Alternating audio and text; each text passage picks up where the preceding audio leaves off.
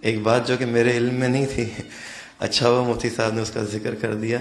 الحمدللہ ہم جتنے بھی سلسلہ اشرفیہ کے مریدین ہیں ان کے عقائد و نظریات الحمدللہ لطائف اشرفی میں موجود ہیں، اور الحمدللہ اعلی حضرت کا جو عقیدہ ہے الحمدللہ اس پہ ہم تھے ہیں اور انشاءاللہ اسی پہ رہیں گے الحمدللہ.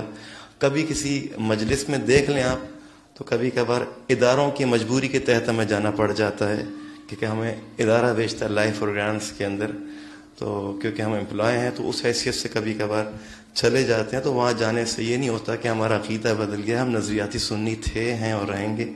میں الحمدللہ علامہ حسن حقانی صاحب کے گودوں میں کھیلا ہوا ہوں الحمدللہ. میرے والد صاحب ٹرسٹی تھے جامع مسجد مدنی کے، 27 سال وہاں انہوں نے اعتکاف کیا ہے. اور کم سنی صاحب ہے، آپ مجھے دیکھ رہے ہیں شاہ فید الحق صاحب کے یہاں پڑوس میں.